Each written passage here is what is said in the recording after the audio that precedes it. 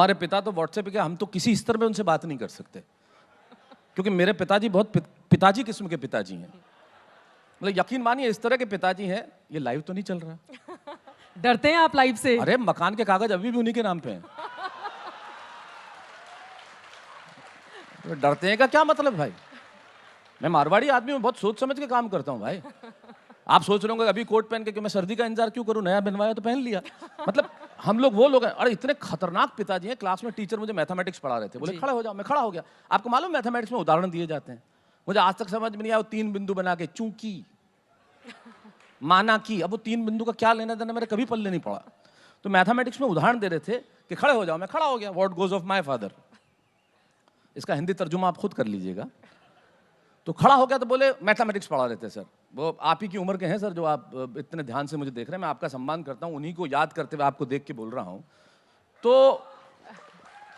नहीं, आपका सम्मान मैं इसलिए करता हूं कि इस उम्र में मैं आपके चेहरों पे हंसी के सिवा कुछ नहीं देख सकते।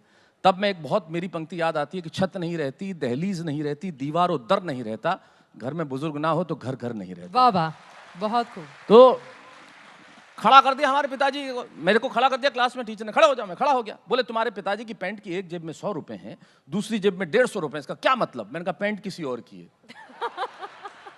मैं जानता हूं वह क्या हो सकता है।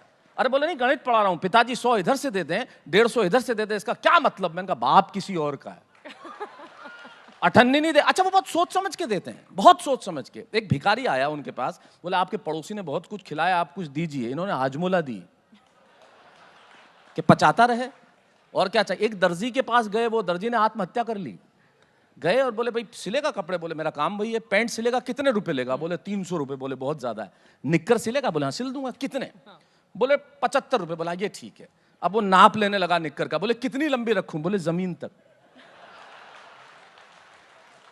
तो हमारे पिताजी से हम बहुत डिस्टेंस से बात करते हैं। अच्छा, मेरे चाचा तो और भी महान है, उनसे लोग अनाथालय के लिए कुछ मांगने आए, उन्होंने 2 औलाद दे दी।